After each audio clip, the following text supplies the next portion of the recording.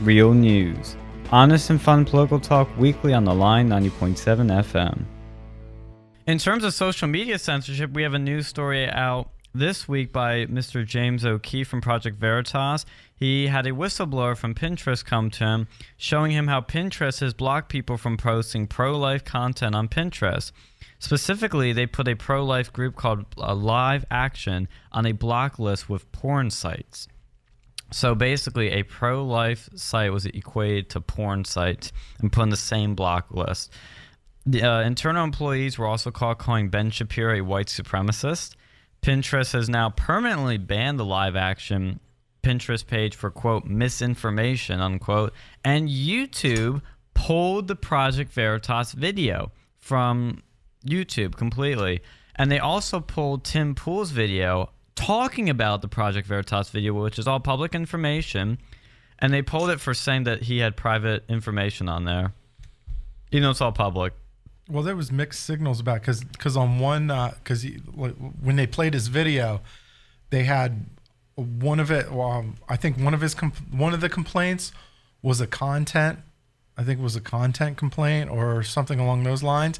And then when he tried to look it up on another avenue, it was saying it was like a legal complaint or something along those lines. I don't know about that. So it's very mixed. Yeah, they're enforcing this thing with vague terms and sending a bunch of mixed signals. It's just like this week's been really bad for YouTube creators. It's terrible. I've also seen that a bunch of YouTube creators have gotten certain warnings on their pages when they're uploading videos now. I forget specifically what it said, but Paul Joseph Watson was talking about this. Oh, Black Pigeon Speaks was banned from YouTube too this week. Yeah. He got put back on, but he has 500,000 subscribers, was banned from YouTube. Now he's back on, though, which is good. Alex, what do you think of all this? Well, it's kind of ironic where they'll go and group a pro-life, organization with, pornography websites. It's really kind of ironic. Yeah. But no, see, if they truly believe that they upload bad and false information or it was illegally recorded, then why did they allow the those the tapes with Trump talking about grabbing by the meow meow? Yeah. Yeah, they allowed that. That's okay because the liberal journalists or someone with a liberal agenda put up there, but it's not okay when conservatives do that. This is becoming more and more common, and I hope that some reports this incident to I know Trump has that website where you can report stuff from big media companies like YouTube and Facebook that's attacking conservatives, conservative bias. So maybe it'd be nice if Trump would actually do something with it. I don't know what he's going to be able to do, but maybe they'll get an antitrust violation or violate the Voting Act or the fair whatever the SEC or something. FCC. The voting one. Was it the SEC? I think so, actually. Yeah, I see what you're saying now. I could be wrong, but because that's this is basically becoming a mouthpiece for the liberals. I think after the Trump election, they've gotten so scared of conservatives anywhere, they just want to ban them. But they saw they could actually unseat an unpopular liberal. Well, the thing that I've heard from James O'Keefe's videos and Breitbart articles on big tech censorship is all these tech companies are saying, we let Trump win. We let Trump use our platforms as tools. He used us against ourselves, and we're not going to let it happen again. This was a fluke. It's not going to happen again. So my opinion is that they are doing all of this because they don't want him to win again. And they're slowly doing it. They're doing piece by piece, a little step by step until I've heard there are rumors that Paul Joseph Watson is about to get banned soon too. That's what I heard in a bunch of Telegram channels. I think they put way too much stock in the Cambridge Analytica thing too. That was one of those things that they force fed down our throats. It's Cambridge Analytica. That was one of the reasons that Trump won. While that may have been a tool and that might have helped, I don't know. But what I do know is when he toured around the country, he filled out stadiums, or he filled out arenas. I'm sorry. You knew there was a movement coming. His whole election campaign, it was more than just some Facebook program, right? There was more to it than that. And like, and you're really starting to feel I feel like this could backfire on the Democrats if they allow this mess to happen. I think it's going to backfire on them. I really believe that. Alex, anything?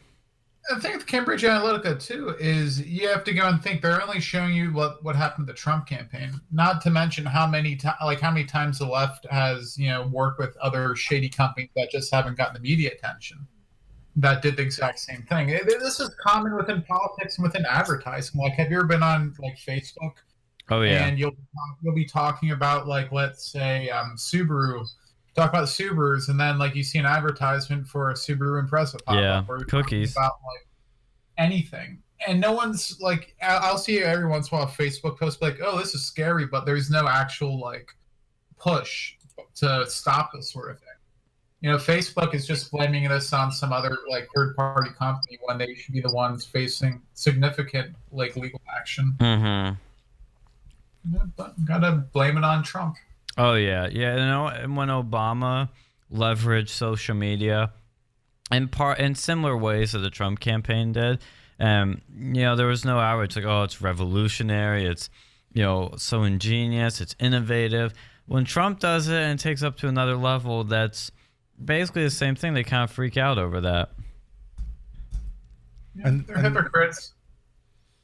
And this brings up the question, like the publisher platform question, like who are you? Like, are you a publisher or are you a platform? Yeah. Like, I think I do believe they should redefine 230 of the communication. Oh yeah, you're talking about that last week with Sticks. Yeah, like they should. I think they should redefine it and like just go, look, if you discriminate, like if you're a platform, you're not supposed to be discriminate. It's all you're doing is being a platform for other people to put their content on.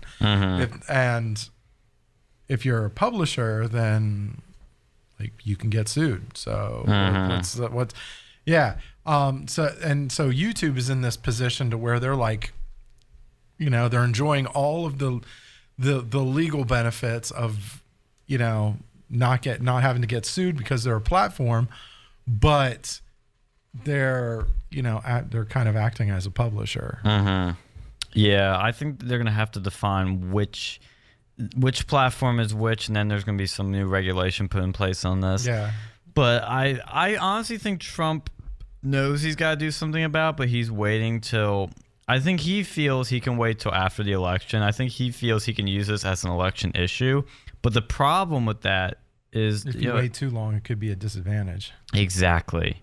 That's the tricky game we're playing here, and it's a double-edged sword. And I don't know if he needs Congress to pass anything to fix any of this, because obviously the Democrats won't pass anything that helps him. So it's a double-edged sword that he's wielding here, but we'll see how that goes. You see what Elizabeth Warren said?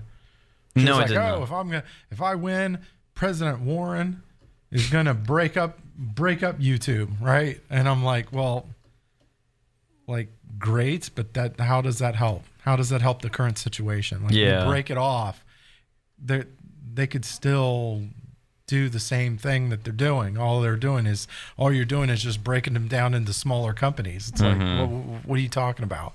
No, the law has to, like, the definitions have to be right, like to be able to actually. I don't know what. Yeah, we were talking about that. Warren's talking about. We were talking about that last week with Trent. I was a little confused because he said they need to be broken up too, but I think we definitely need. It'd be great if you could break it up. Like if you could break it up. If you could, it would be great. And if you change the definitions or make the definitions more clear, because 230 of the Communications Decency Act was created in like 1996. Yeah. Like none of these companies were even around back then. So like you need something that's kind of updated. But exactly, we need a modern Communication Act. You want to say something? Yeah, well, here's another thing that's like really kind of messed up. Like they have all these companies, and they're not even some of them aren't even like related to each other. Like for instance, Tinder and Facebook. But if you don't have a Facebook account, you can't make a Tinder account. At least back in the day when I actually used that. So think about this. You lose just one account. And you can't access potentially like a bunch of other software. How's that not like collusion, basically, where you have to have one account to be able to go and like do anything with basically your life, like your online Yeah. life. Well, with Tinder, you can use your phone number to create an account. Oh, well. Yeah. Well, I think you used to have a Facebook account, or like it would take your photos from there. It does. Yeah, you can sign in with your Facebook, but I think you bring up an interesting point still, which is what if there is a platform, let's say Tinder, for example, gets rid of phone number login, they get rid of Google login, and the only way you can log into Tinder is on Facebook. That, I don't know if there's any legal problems with that. Like, is there? Like, because that's a weird situation where it's limiting you to only one login through one. MFA will never go away. Like multi-factor authorization, that's never going to go away, because Amazon does that too, and they're like their AWS system does that. Like, you're not going to get away with it. Mm-hmm. You're not going to get rid of it. Well, you could use yourself, and like that's fine, but like there's certain softwares that'll be like you need to sign in with your Facebook account to do this or to do that. And, Oh, like, to do certain features. Mm-hmm. Yeah, like what? Not even just for that, but some like entire services. Like a lot of them are smaller, but sooner or later you're gonna get some pretty big ones. And like let's say that years from now, like cars like Tesla, and it's like, oh, you need to go and have a Gmail. Like for an Android phone, you need to have your Gmail account. Mm-hmm. So, yeah. let's say 10 years from now your cars are going to require like Gmail account to sign in, like to be able to drive your car like a Tesla. Mm-hmm. Think about that. How much of a disadvantage would you be at? Like, let's say you're just banned from one of these services like Gmail, like Google. Mm-hmm. You would be unable to like really do anything, and I think that's the kind of scary thing. Like, I mean, yeah, you could go and buy an old car, or you could go and buy some like crappy knockoff, but you'd be so significantly disadvantaged. And I think there is laws against that to a certain extent. It was like back in the antitrust days. Yeah. You know what the future is, man? It's going to be when they put a chip in your body, and then that chip automatically unlocks the car, man. You got to beware. Oh, and is that chip going to be made by Google? This chip's going to be made by some corporate overlord, man. Yeah, I know. And honestly, though, that can become an issue, too. Imagine if Amazon, who is big into AI, makes an AI for your home that's spying on you. Oh, wait, they already are with Alexa. They can make some, more products in the future where you have them integrated in your home, and they're controlling your life. You're not in control of your life anymore. The technology controls your life, not you. Google's doing it, too. And Google, yeah. Yeah, I always say the biggest, like, of all the tech platforms, I think Google's probably the worst, along with Facebook. Those two, I think, are the worst for privacy and worst for conservatives in general.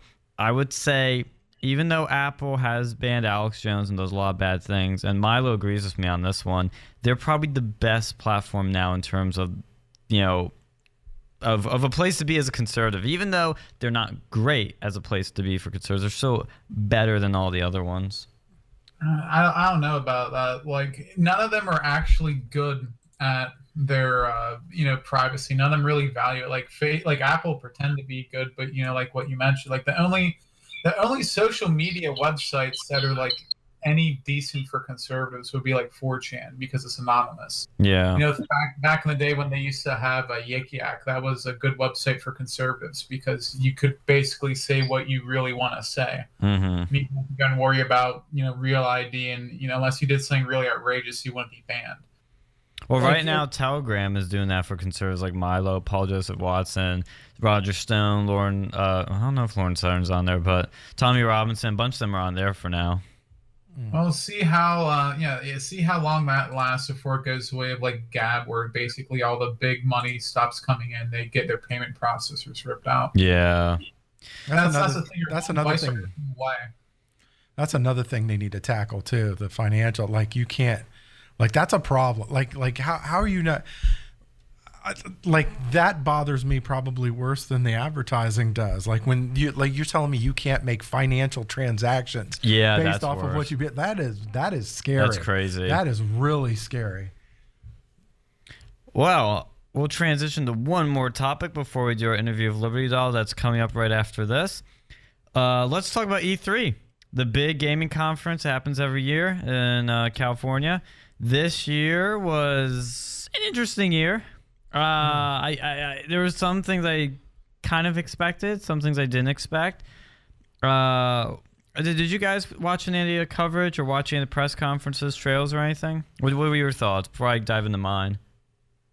I did see that they're remaking Destroy All Humans, so I'm very happy about that. But other than that, I think listened to Mr. Medicare. He had a podcast on it, and I saw I think it was Square Enix's part. But other than that, like that was really all I listened to. I used to love this stuff. Yeah. Like back when G4 used to be around, I always used to go and watch that. But like, I don't know. It just doesn't seem like it's as big of a deal as it used to be when all the companies like did actual like live performances. Now a bunch of them, if I remember correctly, it's all like pre-recorded stuff. They don't really show too many live game footage. Yeah, I heard the Microsoft conference specifically, and from what I've seen too, showed like no gameplay. Halo Infinite had no gameplay, which upset a lot of people because that game was hyped last E3. Yeah. And then this E3, all they did was kind of like hype it up a little more. One, yeah. They're probably the George R.R. Martin of E3. Like, it's coming! It's coming! It's coming! Like, and Halo Infinite is the dragons, right? Yeah.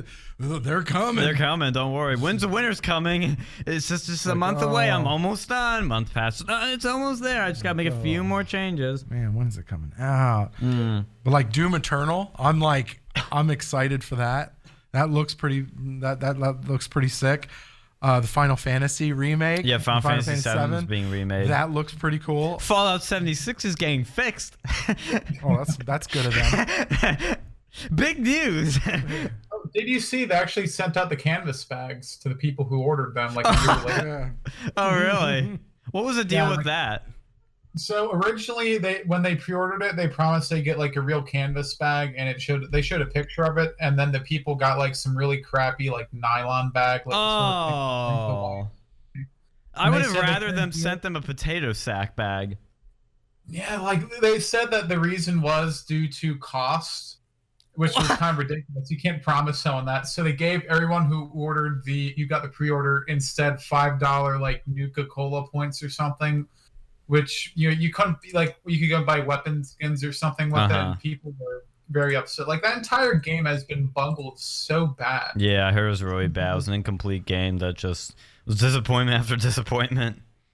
Yeah, like see, my brother actually used to go and work for ZeniMax, who I don't know if you pay attention to that stuff, but they did he specifically worked on Elder Scrolls Online, and they, I don't think he even was a fan of that game too much, but it was done a lot better than this one. Like, geez, I don't think that they partnered with any sort of other companies like that, but yeah. Well, there's also Call of Duty Modern Warfare coming out again. What are they gonna do new with this one? They're using the same title as probably one of the biggest Call of Duty games I'd say ever. I remember playing it back in the day. What are they doing? Are they just rebooting it? Like, they already remade it once. They did a digital remastered edition. So what are they gonna do? Well, this one's gonna have, I guess, they said a different story, but it's got some of the same characters. It's not in the same universe, but it's got some characters that are the same. There's also Zelda Link's Awakening, which is a sequel to the very successful forget the name of the previous game. Link to the Past? No, it's the last Zelda game that came out. Breath of the Wild? Yeah, Breath of the Wild. I always forget that name for some reason. And I also saw during the Watch Dogs Legion presentation, which is set like in a future England, and you get to play as a granny and like shoot people and beat people up.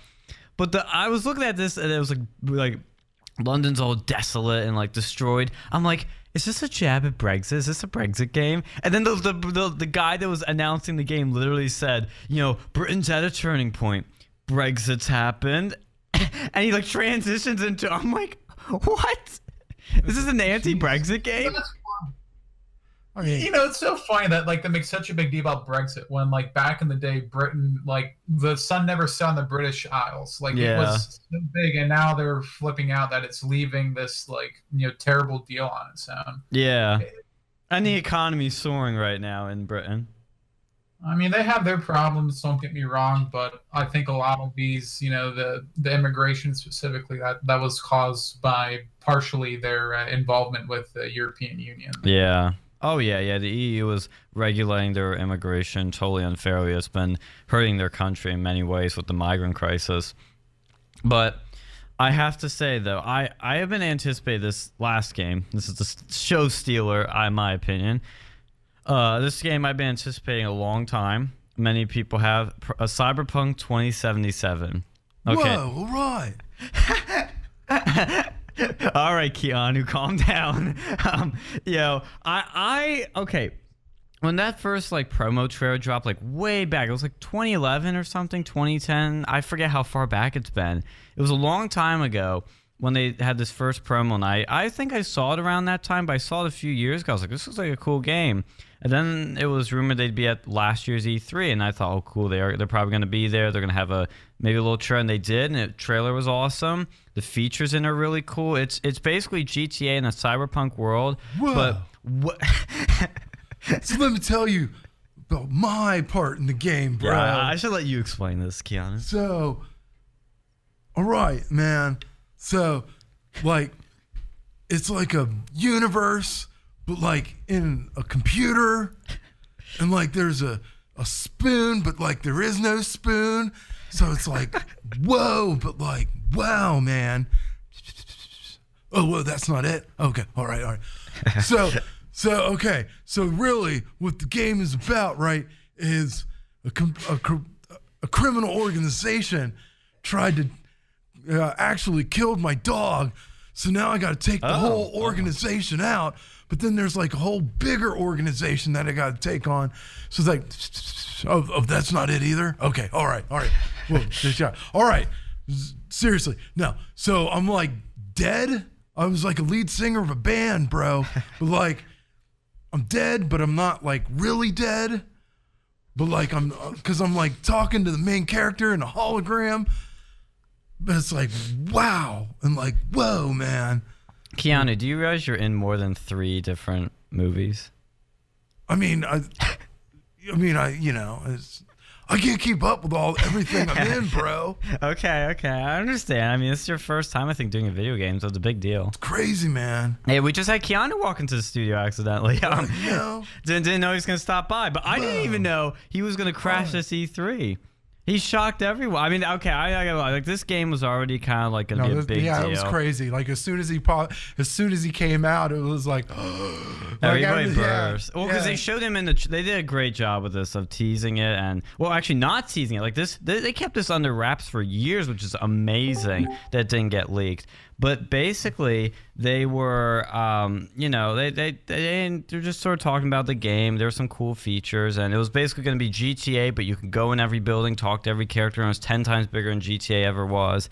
So it's going to blow GTA out of the water already. It's going to blow GTA out of the water. But then, in that trailer they showed at E3, you see, it's like a very sort of, nothing special happening in the teaser. Then at the end, Keanu comes down in the game and lifts his shades up and you tell it's Keanu Reeves, and everybody bursts out cheering, and then Keanu comes on the stage, and that whole thing, when I watch, I'm like, this whole thing's gonna be a meme. And when you do watch it, like it's a meme. It's 100% a meme that was just unfolding before my eyes, and it's gonna be interesting to see how that game does. I think it's gonna be a huge success, and it's gonna blow every expectation. I mean, Keanu alone, nobody was expecting this at all from this little studio. Like week one, month one sales are going to be off insane. The charts. I'm going to buy it at some point. Oh yeah. I've been wanting this game for quite a while. It's one of the few games I want, because I only play one game right now, and that's Star Wars: The Old Republic. But this will be my second one.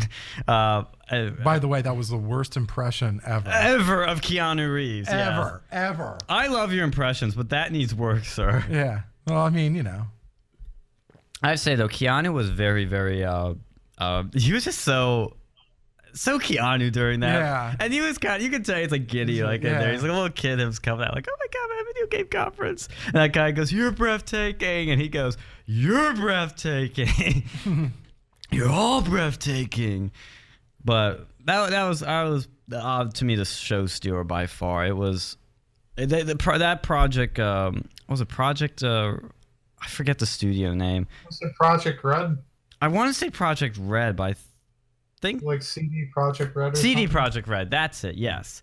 Yeah, they did a Witcher series, and I think this game is just going to blow everybody's minds. It already looks amazing, and I can't wait to see what comes next. I don't know, man. That Destroy All Humans remake. Oh yeah, you're hyped for that? Dude, that was the most fun series I've ever played. At least the first two. Like you're like an alien. You can just like shock people and blow people up and abduct cows. Oh right. Yeah, no, that was probably one of the best games of my childhood. It was the most silly sort of it was almost like GTA because you could just blow stuff up. Yeah. And it got destroyed because EA destroys everything. Same thing with Mercenaries. If they could bring that one back, that was the probably greatest game of all time. Oh, really? Hey, did you? Mercenaries Playground of Destruction, especially the first one. The second one got a little bit too silly, but the first one, and the second one is actually starting to be realized in real life because of the stuff that's going on in Venezuela. The whole thing was you're a mercenary and you're trying to destabilize or kill the president of the Venezuelan and there's U.S. and Chinese involvement in there, and it's actually really similar to real life events right now, but no one remembers because no one played that game and still remembers that. Well, it's really funny that you mentioned something that's relating to now. Cyberpunk 2020, I think it's called, or 2022. It's the original Cyberpunk game. That was a tabletop game. Mm-hmm. There was a section in the rules manual, the lore, the backstory. The section was titled Diversity and Unity. And it said, it is now accepted among historical scholars that in the decades before the collapse, America suffered from the sickness of racism and, quote, cultural identity. Everyone wanted to be seen as special. Every group had to be equal or preferably better than its neighbors and fought to protect its special rights. If anyone had something that someone else wanted, they were painted as racist, sexist, elitist, or worse. The divisive me-first attitude eventually tore the fabric of American culture apart and caused it to self-destruct in a fireball of competing ideologies, none of which truly recognize each other's validity. Diversity led to inexorably to anarchy. Wow. Somebody was ahead of their times when writing that. Did you hear about the Xbox? They came out with a controller. They had one of their controllers, the Elite Controller Series 2. It goes for a very reasonable price of $180. Oh wow! For a controller. That is insane. Still cheaper than the Apple Mac display stand. Just $1,000. They're cheaper than the Apple earbuds. No, I'm just I'm kidding. How dare you? The AirPods. I think the AirPods are what, $100? I think. I don't know. I was just taking a cheap shot at Apple. I don't know. Yeah, I love AirPods though, so no hate. No. I'm not saying. I'm just saying. I know, I'm kidding.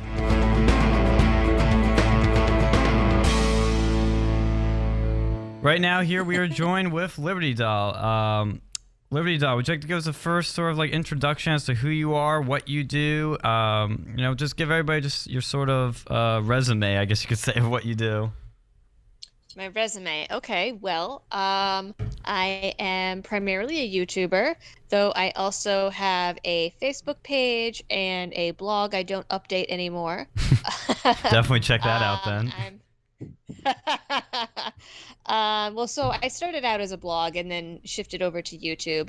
I'm on Instagram, Twitter, and I talk about all kinds of liberty-related things, everything from free speech to Second Amendment, whatever new ridiculous thing the government or the social justice crowd is doing. So pretty much anything is fair game. Sounds good. Yeah, you already have 111,000 subscribers.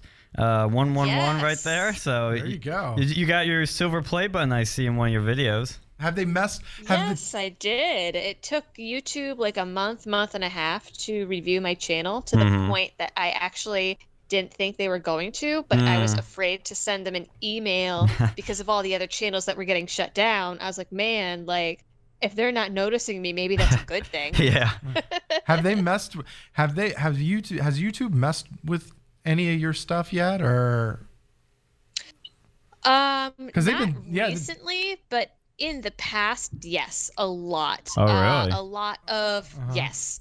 A lot of my videos that have anything to do with guns are demonetized. A lot of times they're demonetized automatically, and then I have to do the manual review process. Which Yeah. Wow. sometimes they'll do within a couple hours. Sometimes they'll do a week later.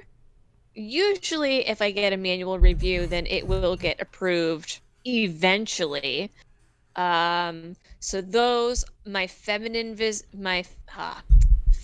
videos are also demonetized. Of course. Yep. Anything that's about anything mildly controversial. I have a video about Title IX demonetized. Ooh. A video about the statistics around school shootings and how it's like a mental health issue, and someone's chance of getting caught in a school shooting is actually rarer than winning the Powerball Mega Millions. That video was demonetized. And I even the other day I had well, not the other day, a few weeks ago, I had put up a video about this bill that was proposed in Florida, I believe it was, that would jail kids and their parents if the kid put a picture on social media of a gun, or of them holding a gun, or a meme of a gun, a squirt gun, anything like that. And that actually was demonetized, also auto demonetized. And at first they also told me, when I first uploaded it, I got like the big black box that said that the content couldn't actually be viewed. And I was like, well, that's kind of weird. But then I uploaded a copy and like changed a couple words in the keywords, and then it was fine. So, go figure. So are weird most stuff. Yeah, are most of these videos though that get demonetized, are they, after the reviewing process, have most of them been reinstated, or have any of them been removed completely? Like, what happens after all this? So as far as them getting reinstated, that's maybe 50-50 at this point. My older videos that were demonetized, those, half the time they never even reviewed them, honestly, even though the review requirements are that they get, I believe it's just 1,000 views, and they'll review it. And anytime I see that something's been demonetized, I automatically go in like right away and ask for the manual review. And sometimes they just never do it. As far as getting content taken down, nothing's been taken down, but I've gotten threats that they would take things down twice. Oh, really? The first time, yes. The first time was a video that I did probably 2 years ago now, and it was about the Daddy-O5 controversy. I don't know if anyone is familiar with that, but basically a couple years ago there was this guy that had a YouTube channel called Daddy-O5, and his whole stick was that he was pranking his children, but the quote-unquote pranks were pretty violent and abusive and awful, and the kid, like in some of the videos, the youngest kid who got picked on the most, you could see him like punching himself in the face, or like, just sitting there rocking back and forth and crying, and it was really, really awful, the things that they were doing to this kid. And Philip DeFranco did a video, a whole bunch of people did videos, and I did a video on it from a little bit of a different perspective. I didn't show very many clips, but my non-YouTube gig is I am a mental health therapist. So I did it from the standpoint of a mental health therapist. And I was like, yeah, these are the possible consequences of what they're putting this kid through. And someone flagged it as advocating for child abuse. What? Yes. And I had to go through this whole appeal process with YouTube. I had to try to explain myself, and they only give you, when something like that happens, they give you this form to fill out, but the online form is one line where you can put in like 120 characters or something to defend yourself. Like Twitter it. gives you more freedom. Like, Yeah. what the heck? Yeah, if you're not Right, banned on Twitter, you yeah. can defend yourself more on Twitter. Jeez. Yeah, Right. that's So- ridiculous.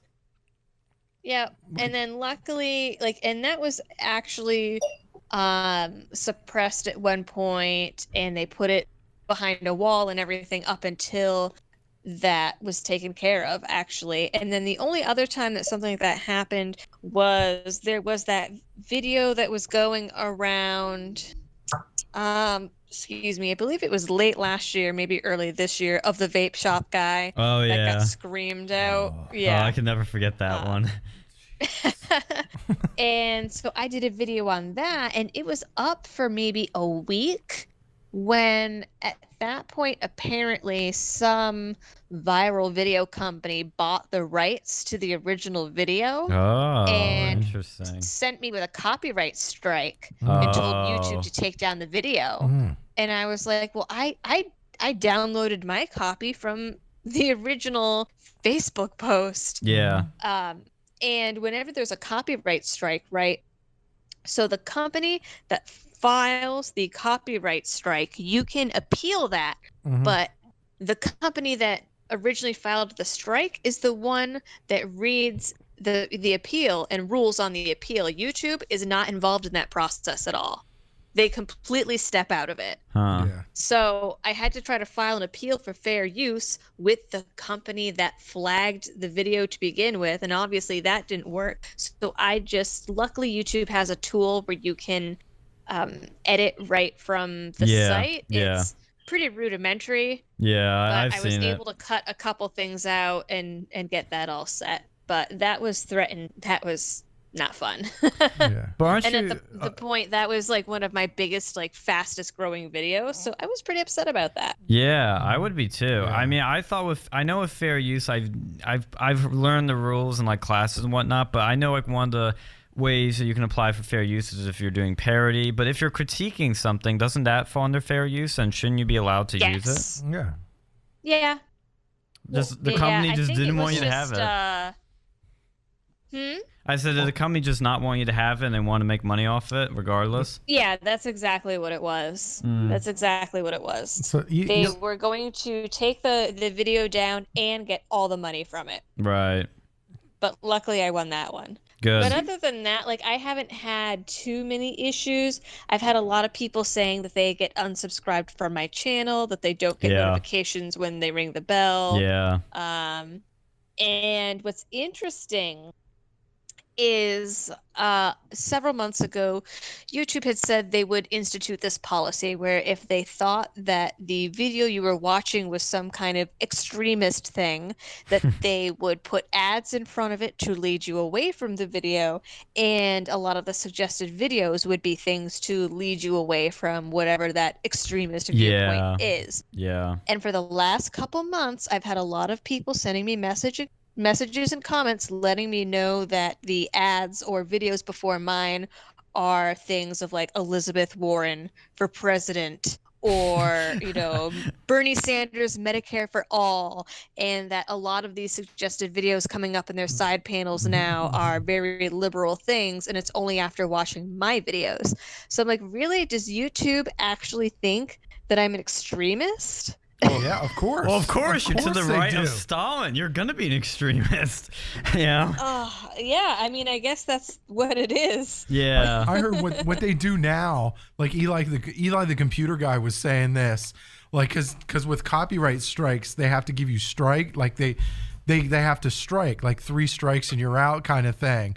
Yep. But what they're doing now is they're just kicking you off for content, which there's no real strike scenario. They can just take you off and Yep. you'll never how do you fight that? You really can't. Right. It is with no warning, and I'm sure, they say, oh, well, we're YouTube and we'll let you know.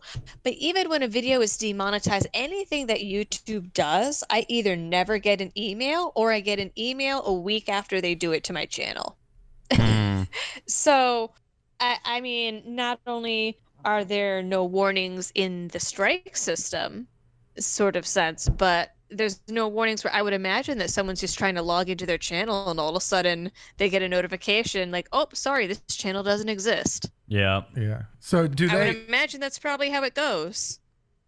Yeah, so like I know you mentioned earlier about them showing you like liberal videos as advertisements.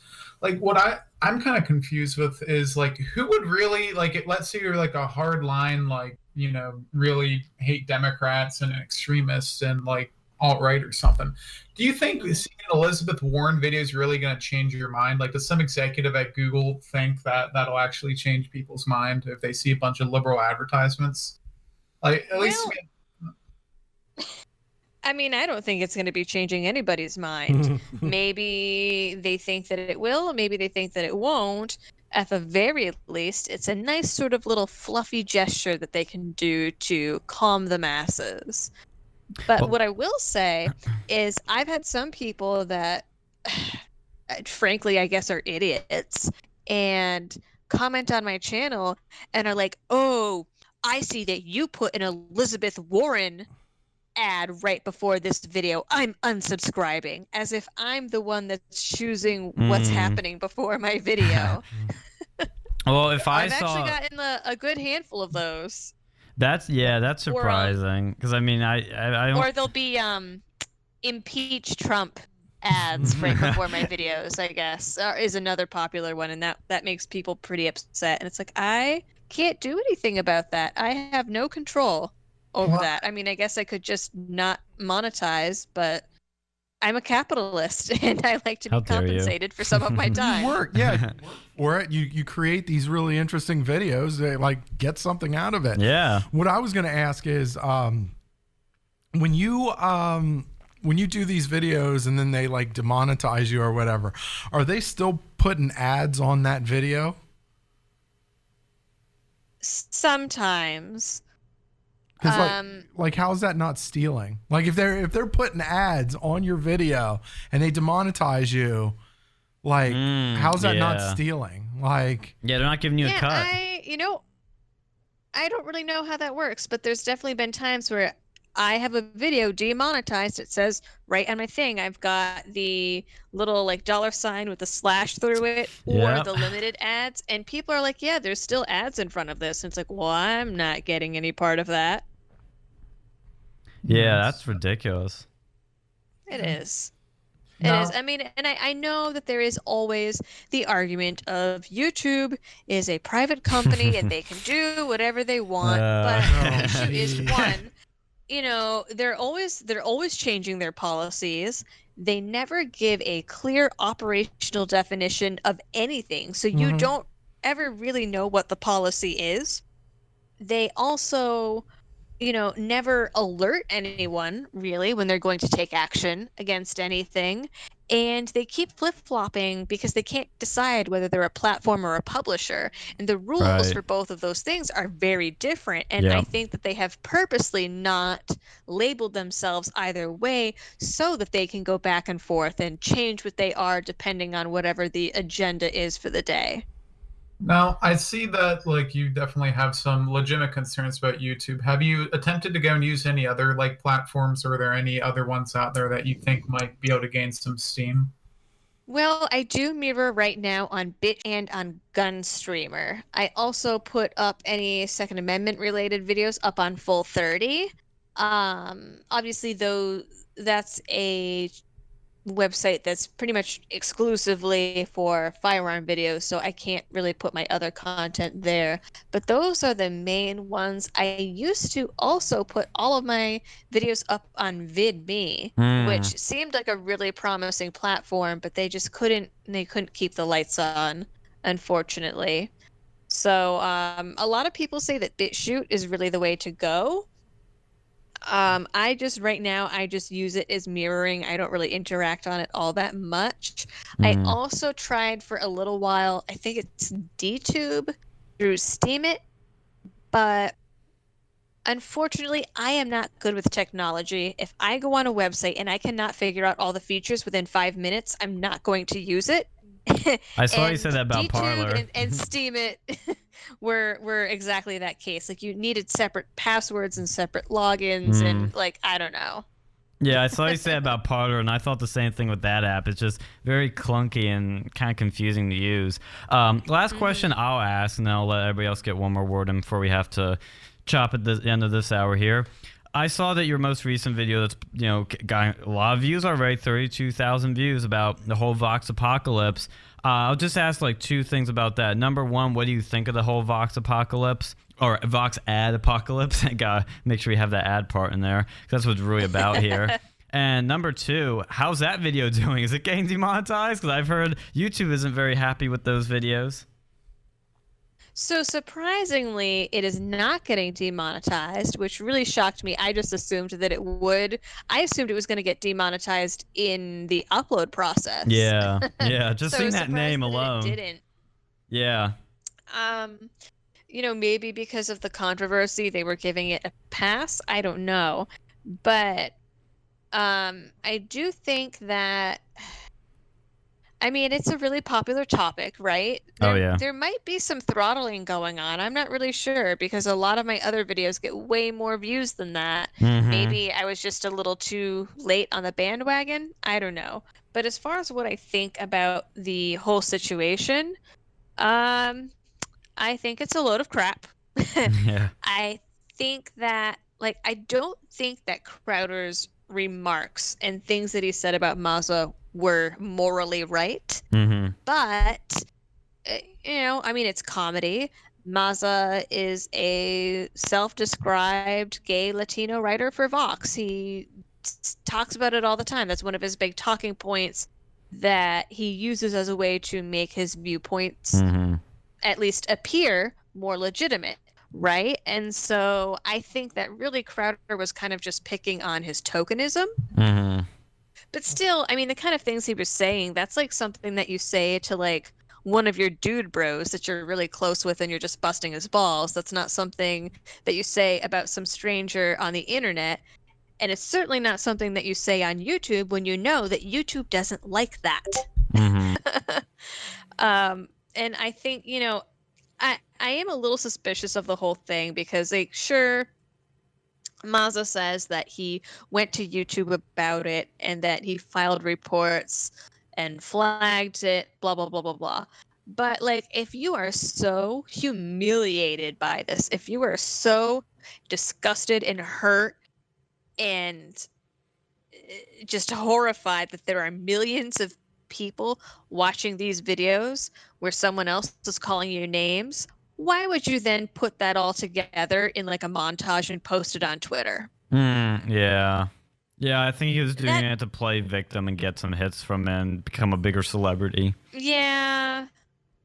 I mean, because if, one of his biggest complaints was oh my God, this video where Crowder called me this name got 1 million views. And it's yeah, well, your tweet is probably going to get 1 million views. Yeah.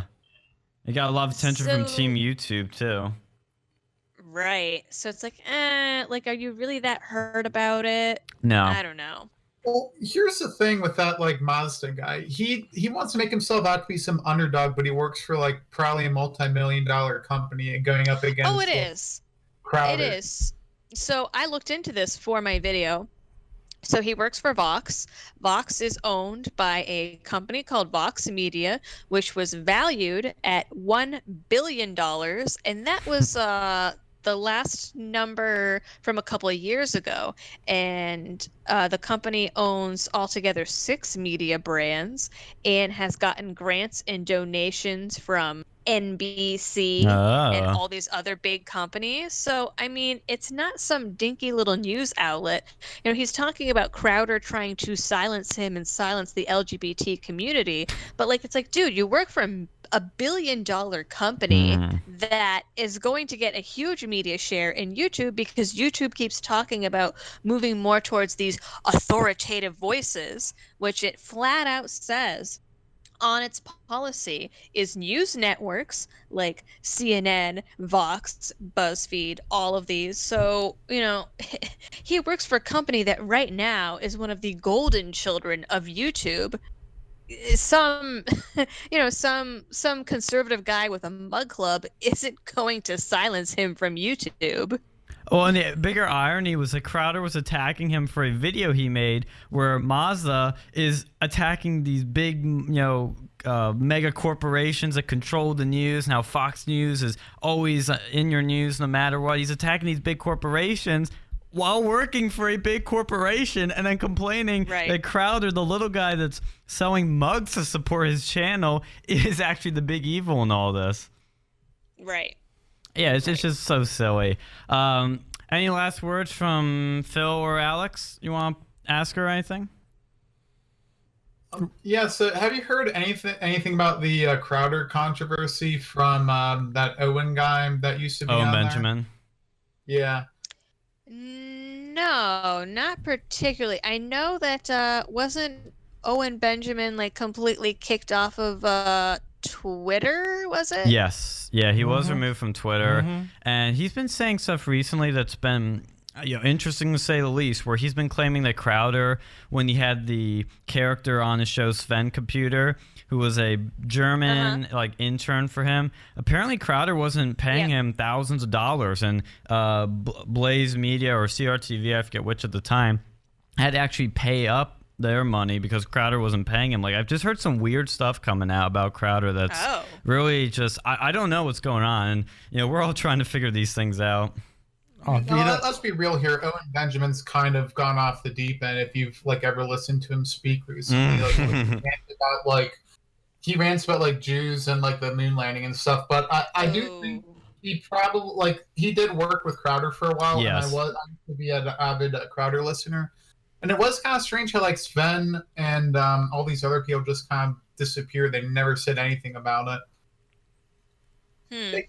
Take that what you will, Yeah, it's just something to think about. Because even Milo wrote a huge article at the beginning of this week about Caolan Robertson and his boyfriend and how they were ripping off Lauren Southern and Tommy Robson, totally defrauding them and spending their money, their donation money, on living a lavish lifestyle instead of actually using that money to produce videos for them like they were supposed to. There's just some crazy stuff happening.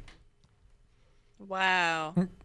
Well, and I know that there's been some rumors sort of in the rumor mill about how some of these influencers and personalities don't even actually fully believe everything that they're talking about.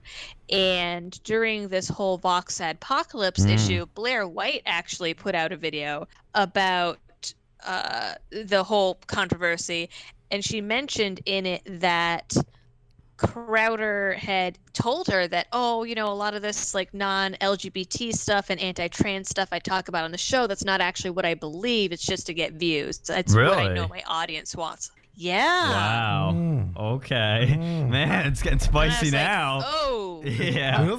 Jamie. I could see Crowder being bisexual or something. If you oh, wow. Wow, we're swinging here. Yeah, we want to check out every rumor now. I can see it. Well, the other thing I heard too through Milo's article was that Lauren Southern apparently was sleeping around with a bunch of big name right wingers to get scoops for her work and to get them to write for her. It's basically been sex ghostwriting. One of them was a Breitbart editor. Yeah, and this is one of them was a Breitbart editor too that came out and said that, hey, she was sleeping with me for a few months to get me to write stuff for her. She doesn't write all her speeches. She doesn't write all the stuff in her videos, especially her documentaries. And she would just kind of sleep with him and then get what she wanted and drop him cold and leave. And I was like, whoa. Wow. Yeah. So the only part about that I find surprising is really the ghostwriting part, because as far as someone who thinks of themselves as a journalist sleeping with someone to get a scoop, isn't that like one of the stereotypes of journalists? It is, yeah, it absolutely is. And apparently, too, Milo, I'll talk about this in the next hour, but Milo said on his Telegram channel, quote, "I am told there's a lot more to come out about the Lauren Stefan Australia tour. Even more, I can't say the word on air, so I'll say darning. If Lauren kept the boys around, which is Caolan and his boyfriend, the video producers, around after that, if what I'm hearing is true, I'll do some digging and get back to you." So it's just some weird stuff happening, and Tommy seemed to just be very sympathetic and thought the best of them that they could change, and he found out they couldn't. But Lauren apparently was egging him on and encouraging to do stuff and knew about, which is strange. Unless they had some dirt on her, I don't know. But some E-Celeb drama is going on behind the scenes for sure. Wow. But thank you for coming. That kind of makes me. Yeah. Sorry, no problem. You can keep going. It's a little delay, so it's a little awkward. Oh, I was gonna say, that kind of makes me happy in a way that, people are always messaging me and being like, oh, do you talk to this YouTuber? Are you friends with that YouTuber? Or, you should have this person on your show. Or have you seen this video? And I kind of live under a rock because I don't have time for any of that. And it kind of makes me happy, actually, that I live under this rock, because then that means that I can't get caught into any of this drama. Yeah. Oh, believe me, I've been involved with some drama here at Penn State, and it's like sometimes even when you don't want to get involved, you have nothing to do with it, you get just pulled into it. It's like, why me? But anyway, though, this is real news, not the drama show. So thank you for coming on, though, Liberty Doll. We really appreciate you coming on. Where can people find you on all these platforms, or where have you not been banned yet? Okay, so you can find me on YouTube at youtube.com/c/LibertyDoll, or you can just search Liberty Doll, and I should be the first thing that pops up. Awesome. You can find me on Instagram and Twitter under the handle @TheLibertyDoll, because plain Liberty Doll was taken for some reason. Let's see. And also all of my current, my newer episodes. You can also get audio-only versions on iTunes, Spotify, Stitcher, Podbean, and Google Podcasts. Great. Well, for now at least, until you get banned. That's pretty much everything. Yeah, that's great. Thank you so much for coming on. We loved this conversation we had. We loved your input. It was all great stuff. We love it. Thank you for coming on. Thanks for having me. No problem. Anytime. So we just had Liberty Doll, and that was a great conversation. What did you guys think? Good conversation. Yeah. Yeah, she was yes, she seems like she knows her stuff. Good on her. Yeah, I love it. I love having these conversations. Wow. Let's see what we can talk. Am I the only one who thinks that Crowder might be bisexual? Owen thinks the same thing. Well, no, have you seen him, some of these skits out there? The dude looks like Robin, kind of, from Batman. I could, just run around, some of these sketches he's done before and some of the things he's done. I could see it. He has a wife, and they've been married for, 10 years, and they don't have any kids. Yeah. I'm surprised they don't have kids. He's got a dog, though. Cute little boy. Oh. Oh, yeah. He did have Hopper. Hopper died. Oh. I think. 99% sure Hopper died. Well, different strokes for different folks. Yeah. I don't care if he is or isn't, but, I could see it. Yeah. Yeah, it's very weird what's happening with him. All this stuff I keep hearing, the Sven Kabir thing sounds really dirty. That's just one of the weirder ones. Well, it's all the people used to be on his show, they all seem to just disappear. Sven Computer, and there was that other guy, Not Gay Jared. Yeah, and sound guy Edward. Yeah, geez, why is it with all these right-wing people, they always have some sort of crazy dirt in their closet, and they'll go and yell at the left for being terrible people, as they rightly should, but still, they have all these things going down under. So just a thing with I don't know, production studios where they always have to do some shady stuff. I know it's not Weinstein level, but it's come on. Yeah, I know. Yeah, and it's really strange too that also with all those departures at Crowd, they all happened around the same time. You know, it's not like one was a year, one was the next year. They all happened around the same time. It was Fen Computer, then a few months later, Not Gay Jared, Sound Guy Edward, gone. And it's just really, really, really weird. And getting in contact with that guy to get him on campus is impossible, let me tell you. I've tried to do it last year and this year I've been working on it too, before all this unfolded, and he's impossible to reach. He's gone too big for his britches. Yeah. There's Well, one... now- Well, sorry. Can you continue? Yeah, but no, with Crowder, I just feel that, like, especially for, I think, was it Not Gay Jared who had to go and, like, basically interrupt an Antifa operation, like, and get knives for them. And Yeah. It took a lot of guts what Not Gay Jared did. Yeah, I give him a lot of credit for going through with that. Most people wouldn't. And Sven Computer was put into those LGBTQ circles at South by Southwest where when they were talking about gender and stuff, he said, like, my gender is computer, beep, beep, beep. And he'd say a bunch of stuff or say my pronouns are something. You know, he'd do stuff where he'd mock it. And Crowder kept, like, he put him in a really tough spot. Like, that's something that's really hard to do. Yeah, I mean, no, honestly, as far as the media goes, nothing surprises me anymore. If you said, like, Steven Crowder was this or Lauren Southern was that, there would be no surprise at all. No surprise. Then again, I mean, is anybody really surprised at anything anymore? I don't know. Way too much going on. Well, what I'll go into now is the big article Milo Yiannopoulos wrote about Caolan Robertson and his boyfriend, who were video producers for Lauren and Tommy, and was doing a documentary for Alex Jones a little bit. This is a really explosive and shocking story. And I talked about this weeks before this came out. I said, hey, I hear Milo's got this big story coming out, and it's probably about Caolan Robertson. Sure enough, it was. And then right after Milo was hyping that, Lauren retired from public life right before this article dropped. So I'm not saying anything, just giving you guys some context on this because it is interesting her timing on that. The article you can find dangerous.com, and it says, this is just the sort of the subtitle to it that sums it up kind of. And I'll run down the bullet points of the really juice of the article. Milo wrote, quote, 2 gay video producers stole tens of thousands of dollars from Tommy Robinson to fund shopping sprees, lavish dinners, and champagne-fueled parties in London's most expensive zip codes, says a string of witnesses. They endangered conservative celebrities by leaking security information to Antifa and worked with progressive journalists to cook up damaging stories about right-wing media figures.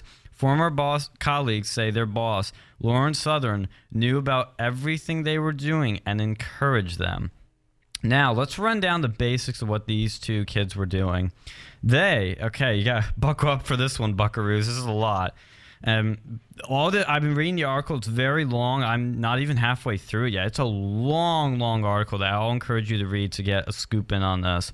So the bullet points of this article, the TLDR, is that, according to Milo Yiannopoulos, they, quote, stole Bitcoin worth of $20,000 from Tommy Robinson while the activist was in jail to fund their jet-set lifestyle.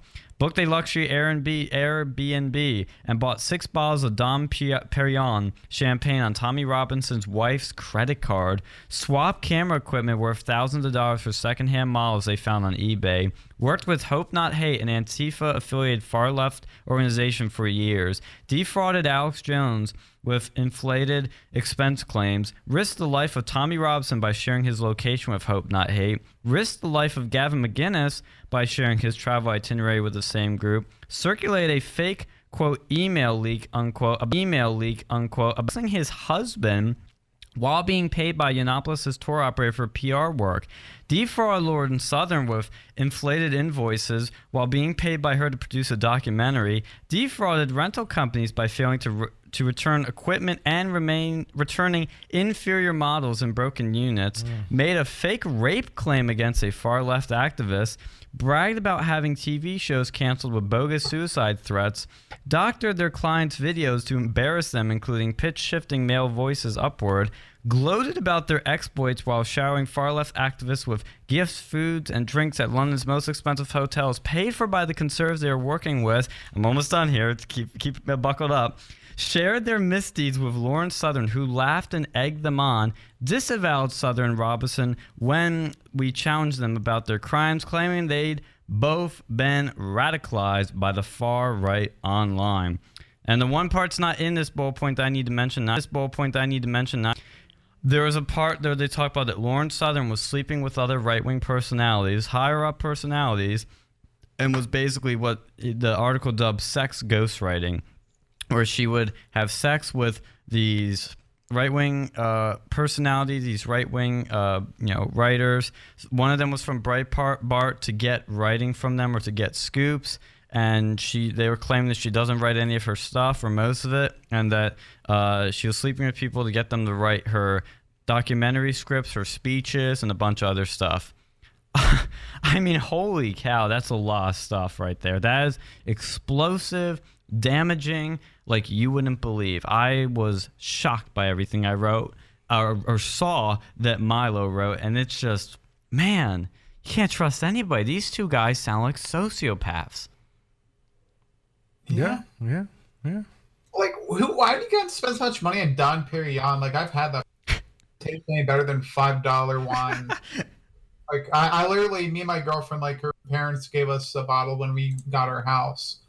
And I had the Don Perignon, and I had this, like, $5 wine I got when I moved into the house. And I was like, I can't tell the difference. Oh, really? Like, it was like, some cheap bottom of the deck champagne. It's just like, doesn't cost like hundreds of dollars too.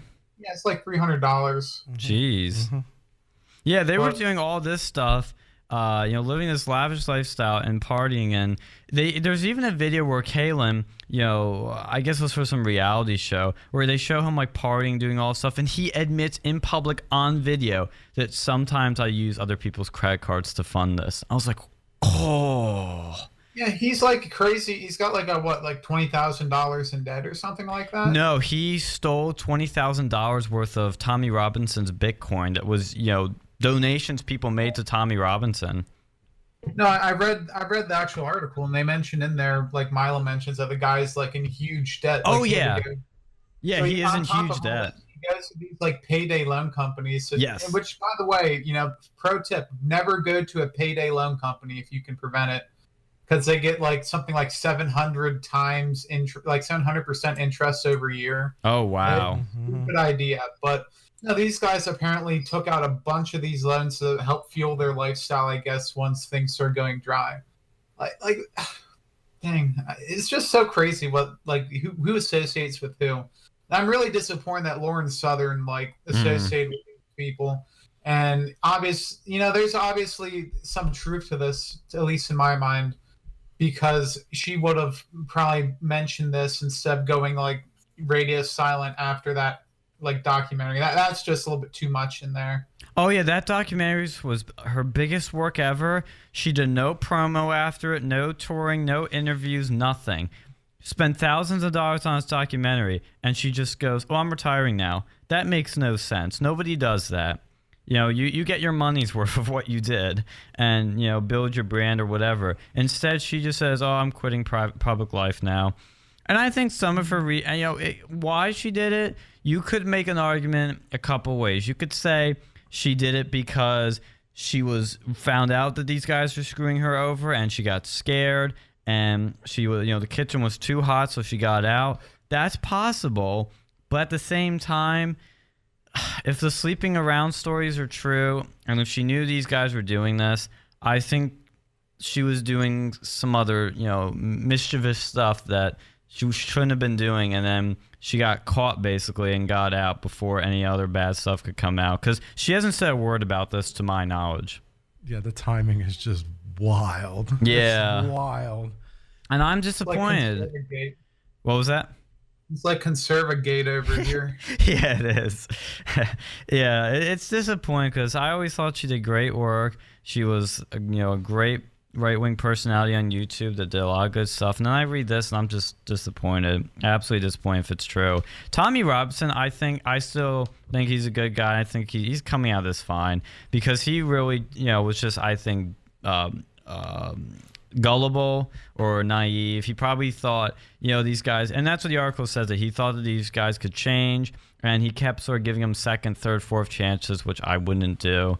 And, they got the better of him. And then when he went to prison, they were stealing money from him, defrauding him, apparently, as the article says. So that's pretty bad.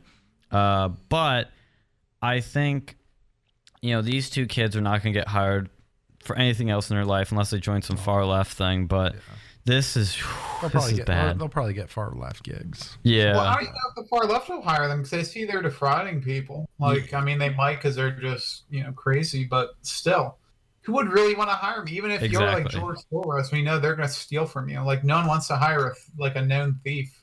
Exactly. That's where I think their lives are ruined forever by this. I think they're done. But it's bad. Oh man. And Ezra Levant, the owner of Rebel Media, hired them originally. And oh my God, he kept giving them money for Ubers and for other stuff because they kept saying they needed money. He paid for them to get a better flat and, move closer, I guess, to their work. He was doing all these nice things for them. And they were just, taking the money and pocketing it or using it to pay for their lavish lifestyles. And this is, they eventually got booted from the Rebel, and they claimed Ezra was this bad guy and all that, when it turns out Ezra, from what this article says, was actually trying to help them. And in the end, he got, he had to get into some legal battles because he was like, well, where's this money going? Why do they keep asking for so much money? Well, see, it seems like all these people who are like shady in some way came from Rebel Media. Like, who've done some stupid things in the past. Like, yeah, it's weird. It's just this, like, think tank, like, this boot camp for, like, conservatives who end up having, skeletons in the closet. What do you think of Lauren Southern now? Do you think those stories of her sex ghostwriting are true? I could see it. Yeah. It wouldn't surprise me. Like, you don't just come out with that accusation willy-nilly. Like...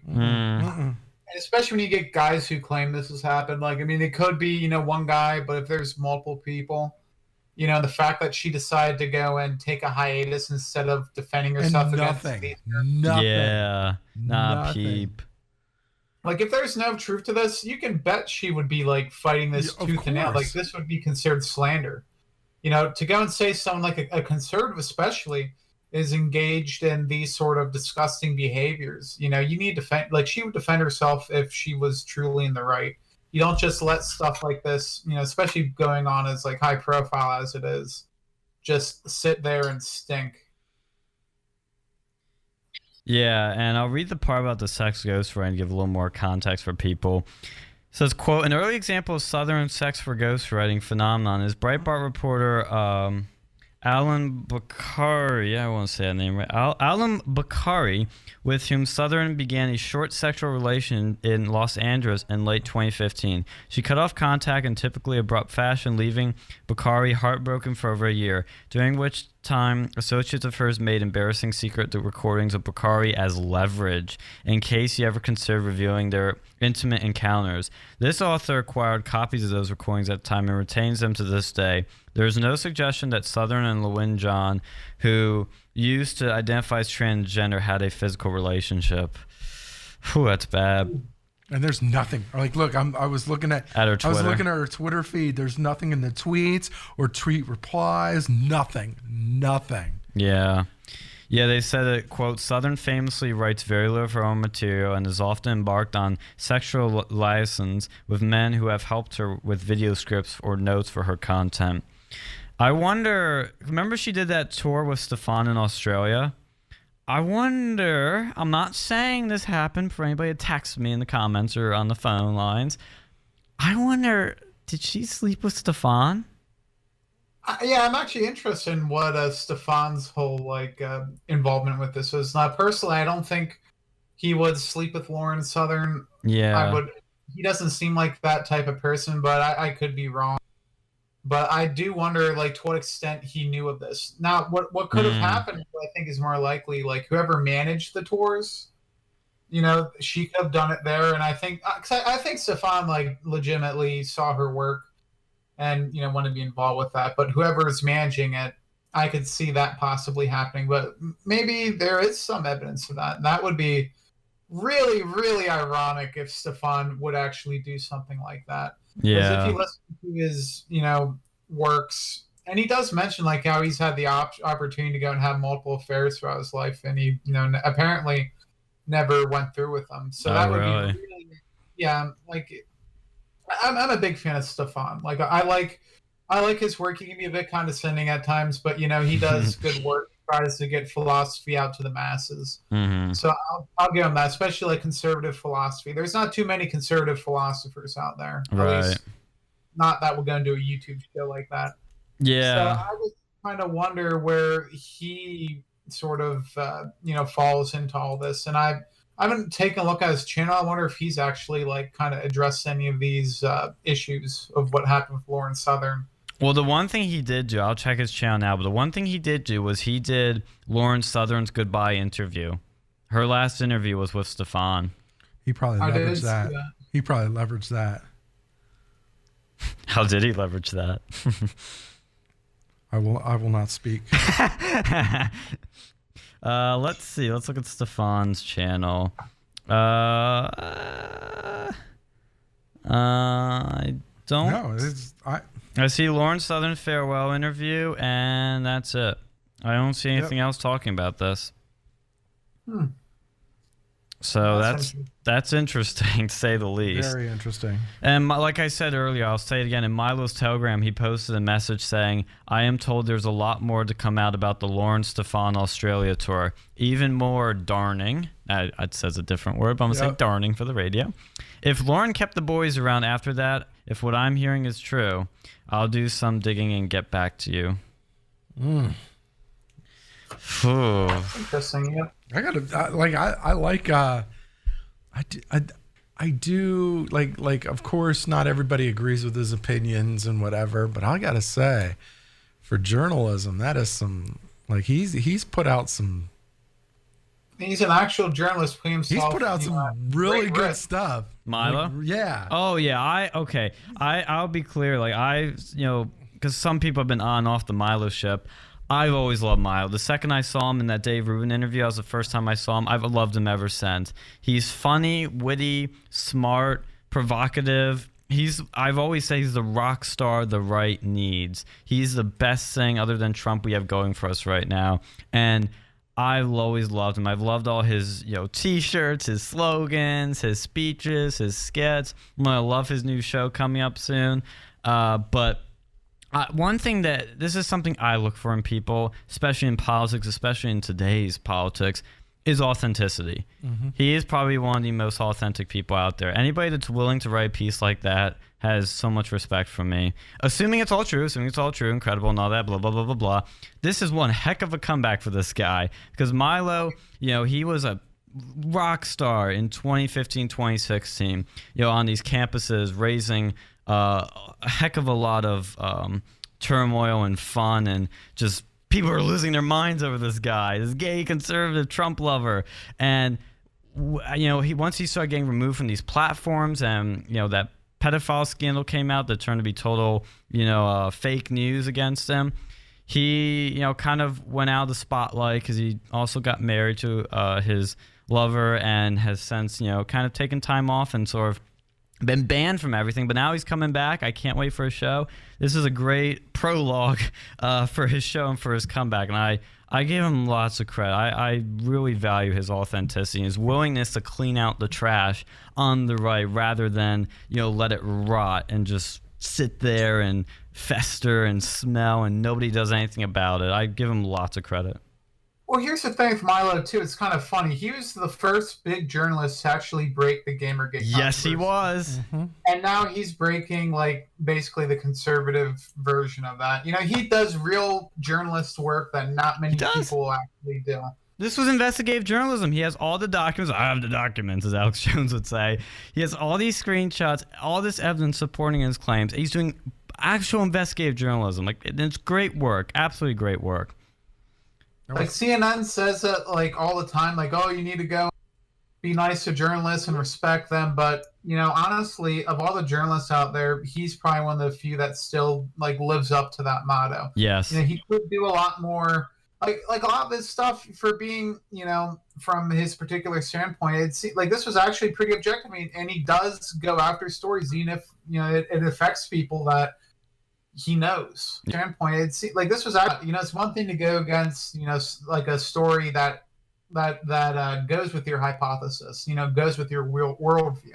Mm-hmm. But it's completely different to go after something that is more or less sacred to you, to go against people that you may have considered friends at one point. Yeah. So I give him a lot of credit for that, and for basically everything that he's done. And I think that the hit job over the pedophile like allegations about his own encounters when he was a boy and molested by a priest, according to him. Yeah.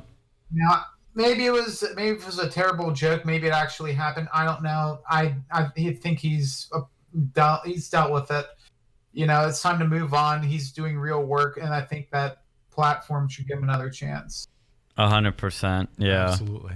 Yeah, I have way more respect for people like Milo, Gavin McGinnis, Tommy Robinson, even Laura Loomer, even though I don't really like a lot of stuff she does, because at least these people are fearless, authentic, and they're not this sort of fake conservative, mask. They don't have this fake conservative mask that some of these other people have. Like even this sort of fake on Lauren, I'm disappointed on, and a little lukewarm on.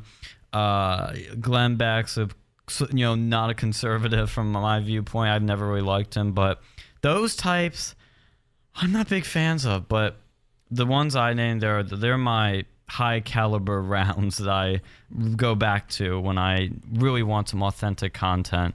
And Milo deserves a lot of credit for this, and I always respect him. I'll give Alex Jones credit too. He's one of the other people, kind of like Milo, who's been completely disenfranchised by the left-wing establishment. Yeah. Now, everyone, he's done some things in the past that were, questionable.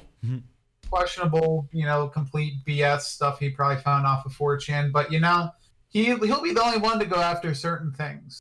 And sometimes he's wrong with those. And when he's wrong, he should apologize. But, out of all the people out there, he seems like he really cares about what he does. He's willing to go to court and testify about all this stuff. We were watching some of those. We were.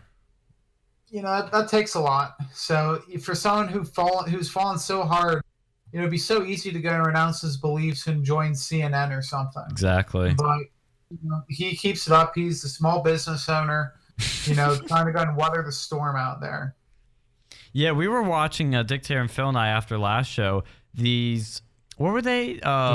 Dispositions of Alex Jones and Sandy Hook hearing and trial. Oh my God, the prosecutors were being downright just awful, stereotypical scummy lawyer to him. It was really bad. And this YouTuber that was a lawyer was just showing how bad their techniques were and how just downright just dumb some of the stuff they were doing was. And I was like, wow.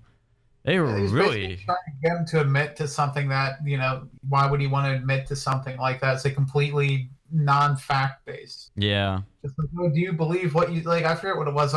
Months. Like, dang. Yeah, I really do hope that he can come out on top of those. I don't know what's going to happen. He did goof, but I don't know if that's something. Like, I do believe we have freedom of speech, and I do believe that freedom of speech allows you to go and say things that, there's a lot of leeway with freedom of speech, or at least there should be. Right. Now, I don't think what he did rose to the level of criminal conduct. Was it stupid and, you shouldn't say stuff like that? Yes. Yeah. But, especially for that prosecutor, too, to go and say, oh, you're destroying evidence because YouTube deleted all your videos. He didn't have control of that. Who the heck is that, that lawyer for them? That guy's he should be disbarred, I think. Like, he just says stuff like that. Is he like some sort of boomer who never went on the internet for a day and knows how YouTube works? Yeah. Is he expected to go and back up hundreds of thousands of hours of videos because at some point there might be some sort of, apocalypse where his entire channel gets taken down and all the evidence goes away? Yeah. No, he's not a TV station. He uploads to a platform. At that point, he had YouTube and I guess Infowars.com.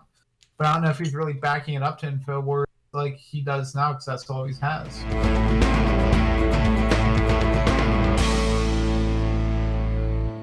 I'm getting a telemarketer. Oh, really? You're getting a telemarketer? Yeah. I know some people can't stand them, right? But if I have free time, I actually get a kick out of messing with them too. So like, yeah, and I have different, obviously, you know me, Dictator Phil. I have a couple of voices that I do. A couple of them I really can't do on the radio show, but one of them is like, I'll do this like old, like abusive husband or boyfriend kind of thing, and it'll be like, so they'll call, and they'll be like, hey, what's going on? And then they'll try to give me their spiel, and then they'll get. When are we eating? I'll be like, shut up, woman! I fed you yesterday. Quit your complaining. Gee, feed them yesterday, and all of a sudden they feel like they're entitled to stuff. Anyway, and then if they don't do that, and if they don't even move, like I'm seeing how far I could take it before they hang up. So like, and if they don't hang up, then I'm like, then I'll say something crazy like, yeah, you know what? And like the last telemarketer I messed with, it was like a bath remodeling company or whatever. Okay. Yeah. So they're like, great. It's a good thing you called. I messed up my last bathtub after cooking some meth. I could really use another bathtub right about now. And then they'll be like, and then if they still don't move, then I kick it up even further. Oh, yeah. Even further. And then I'll be like, oh, well, when I'm done cooking my meth, I like to, put human body parts on ice and try to get a good deal for them on the black market. And then, I'm the whole time. And if they're still doing it, then I have to kick it up another notch. Oh, there's more. There's more. I just can't say it on the line 90.FM. 90.7 FM. Yeah. So, Okay. I get a joy. I get a kick out of it. I know. Do the telemarketers get a kick out of it? It's give and take. Yeah. Can't appease everyone. Everybody's a critic too. Well, one thing I want to talk about, because we talked about a few shows ago, was a sex ed class that T and I are taking. That's rather interesting, to say the least. I want to update you guys on the past 2 weeks, because we've had book clubs where we talk about various things from this feminist fan fiction of a book that have been quite interesting. So last week we were talking about, why men and women do the things they do and beauty standards and all that stuff. Oh, we're talking about let's see. It wasn't about that. It was more like about hookup culture and. We weren't talking about hookup culture. Oh, really? No, last week. Oh, last week? When we were talking about what men like in women, what women like in men. Remember that? Remember I was talking about how I started off by saying men and women are different at one point. Can't say darn. Gosh darn it. Dadgummit. It's dang or darn. Darn it. Well, last book club, we were talking about, the differences, between men and women. I said, just plain, I said, well, for better or worse, men and women are different. And we won't give away names. We'll just call one person psych major and the other, not you, the psych major, different person in our class. Prevails. A person called psych major, and another person called women's study major. And those two people looked at each other, you said. They gave each other oh, he's speaking. Yeah, they both gave each other that weird look like, oh, the misogynistic person in class is speaking. Prepare our ears. Yeah. And, I started talking about how men and women do different things to attract the other sex. And I said, well, men, we get big and muscular, even though I don't have muscles. It's not all cases. It's just most men do that. Literally degrading yourself. Self-deprecation, I prefer to call it. And Same thing. Shush. And we said that women like a strong man, like and the I forget what the psych major started off by saying, but I think she started off by saying that's a very heterosexual attitude.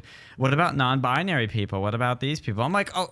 She looked you dead in the eyes, be like, you have a very misogyn or like heteronormative view on like a beauty standard, something like that. And then from there, our professor, he stopped her right there, be like, look, you're a little bit too extreme on your views, and like made us all like, you know, ask us a question like, what do you prefer in guys, or like something like do you prefer a guy like who's tall, masculine, you know, all muscles that and a six-pack ab, or somebody that has none of that. Yeah. And everybody said, even the guys were like, yes, I want the guy with the muscles. The only person that didn't was her. Only one. Whoa, right. I got muscles everywhere, and I shave everywhere, too. Whoa. I think she was a minority that day. I think she was.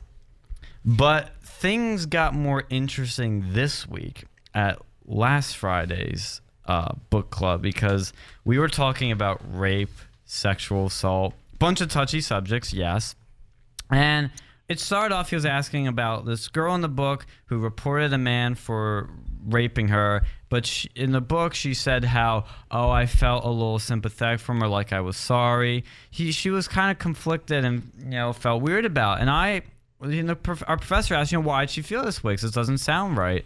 And I said, well, you know, it's probably because she realized that reporting a rape has a lot of power. Like with Title IX, you can completely ruin somebody's life. You know, it's a very serious thing she was doing. And right after I said that, they all burst out laughing in the class. That whole right side, that was all these sort of people, these feminists and SJWs were laughing. And I was like taken aback, so I was shocked. I'm like, why are they laughing? They couldn't handle it. They really couldn't handle it. Like, They had a different opinion.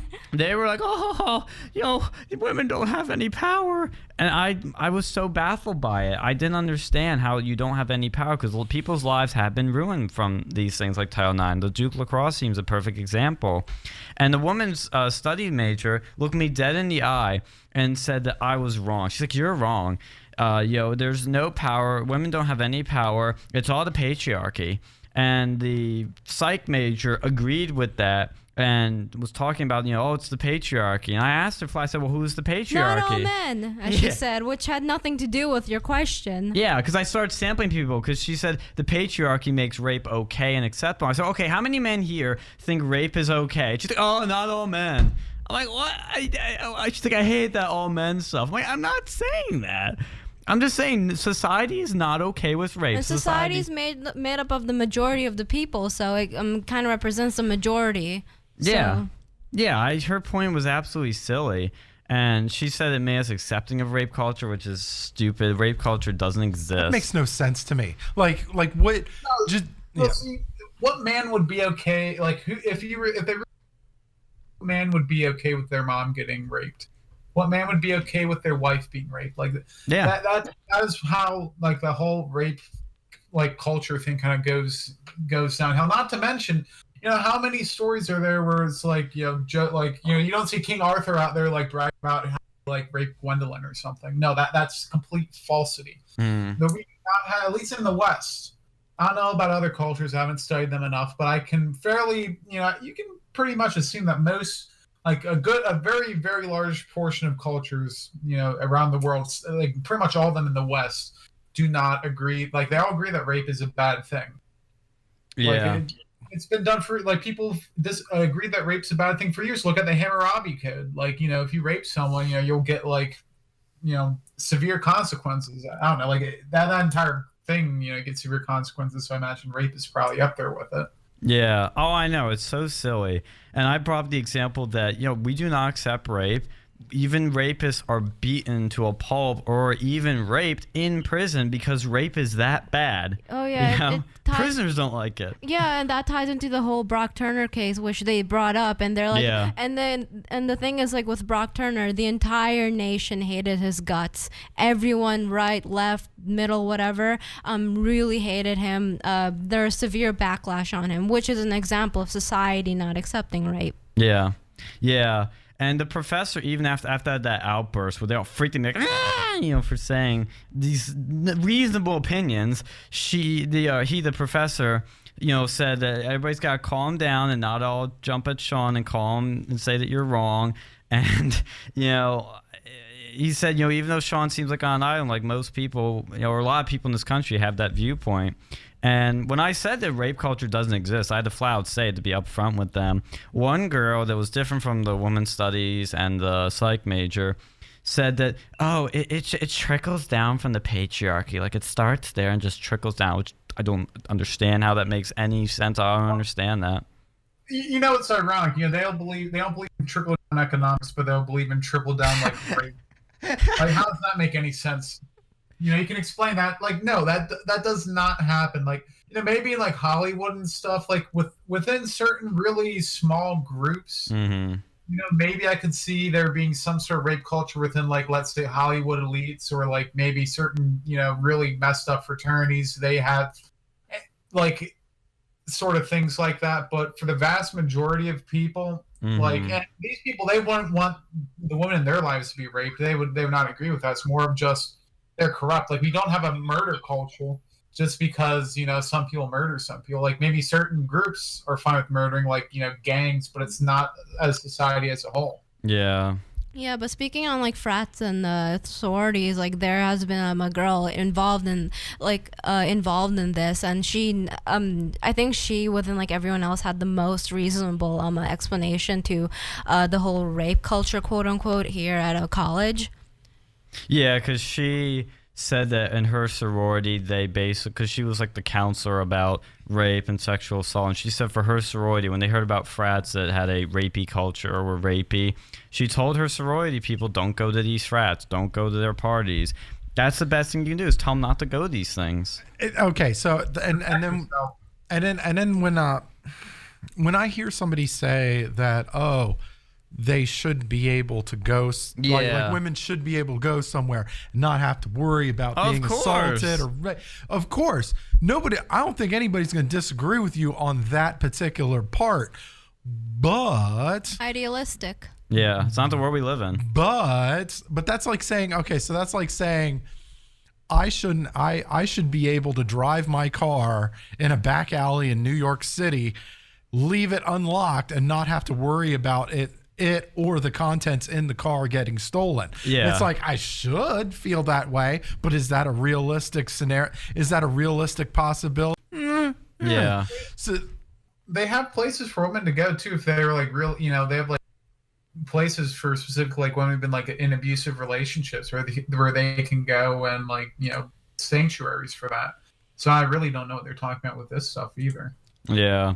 Well, they also brought up that there were a bunch of other people that were starting to say that we aren't outraged about rape. President Barron isn't making a speech about it, and nobody seems to be doing anything. And then that means that we accept rape. And I said, no, that doesn't, because that's what they were describing as part of rape culture. I thought, no, we're just desensitized with it. Like with violence, we see mass shootings all the time. We go, oh, there's another one. Or we see violence in video games. We're like, oh, just violence. Like, violence is everywhere, and we're just desensitized by it. And I just said that rape is one of those things we're desensitized to, and that it's also that's garbage. I disagree with that. Saying that like.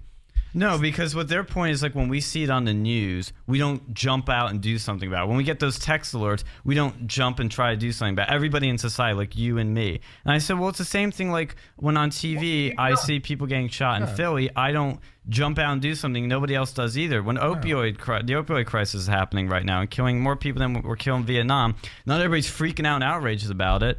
I was saying that's the same thing with rape. Yeah. Well, no, like the thing is, when you get these text alerts, like usually they're so nondescript. Like, what are you going to do? Just find every like male within the mile radius and just like round them up? No, like you have to, like, it does happen, and there's so many people here, law of large numbers. It's going to happen to a certain amount of people, just given the way that society is, and it's sad. And I hope that they can improve that. And to say that the university isn't outraged over, at least when I was at Penn State, I had to go and take this whole like online seminar about like rape and don't do it, like 50,000 times. And the university does care about this, so I really don't know where they're getting this idea that they don't. Well, and the other thing they said though is that, when they were talking about like why aren't these rapists put away, and I said 'cause it's very hard to prove a rape. Like you were saying with that, you give these very vague descriptions, and we live in a system of due process, so it's really hard to prove these things. That doesn't mean we accept it. It's just it's hard to prove. And on top of that, when I was saying that, all those things about that we're desensitized and that it's hard to prove is, the psych major says to me, oh, so do you think we should do nothing to stop rape? I'm like, I didn't say that. We're not doing nothing. Yeah. No. That's idiotic. Like, no, there is a process. Like when one of these events happen, one of these tragic events happens, there's a process, right? You file your complaint, you get the support you need, and then an investigation happens where they gather the information, and if there's enough information to where they can they have a case to be able to charge somebody and then maybe convict somebody, then they run with it. But that process has to happen before somebody gets. Well, and it was funny about the whole process of this. The psych major at the end of this was complaining that in the book where a girl, accused her rapist and, talked to the cops and put him on trial and all that, she said, well, it was men that had to help her out. It was men that will have to intervene. It was men that had to do this. And I'm like, she's complaining that men are helping out. And I'm like, well, doesn't that one go against your whole idea that we accept rape and that there's a patriarchy? And number two, what's so bad about men helping out? Yeah, why is that a bad thing? Well, if there was more women police officers to help out. Yeah, there you go. Blame women for not applying to be police officers. If there was more women owning guns, that'd be something too. Yeah. Yeah. I went into at the end like things men and women should do. It got a little cut off. But the one point I made at the very end, I was going to go into more, but I got cut off.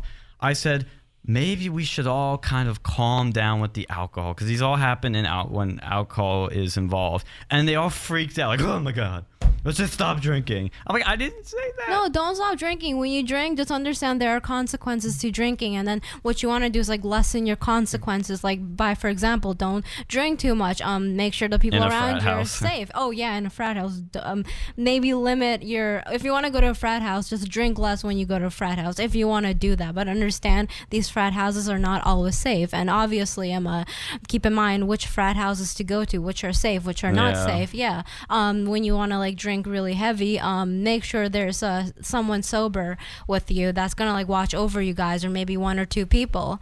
Just lessen your consequences when you go out, do something dangerous that puts your mind in like an altered state. Yeah. There needs to be some personal responsibility in your decision making. Yeah, exactly. It's like you know that if you go somewhere, where you go to a party where these things have happened before, and you start drinking, and you start and of course no one deserves for something tragic like that to happen, but when you make these decisions, you're increasing the odds of it happening. Exactly. And life is a game of odds, man. Like if you make these bad decisions, like you go into a frat house and then you decide to drink, and then you decide to make other decisions, you're increasing the odds of these tragic events happening. Mm-hmm. And it's like, at what point does personal responsibility come into play? Yeah. For you? Like, yeah, and they all rage quit after my alcohol comment, which wasn't even anything radical, but it's a crazy class. Let me tell you, those people are radical. Last word, Alex, and we're going to have to close out. If you would have told them that you're a Muslim, they probably would congratulate you. I should say that. Be like, it's haram to drink. Yeah, that's the thing. They don't like it when, it seems like a straight white, either Christian or non-religious person this is against alcohol, but it's okay when a minority religious group is.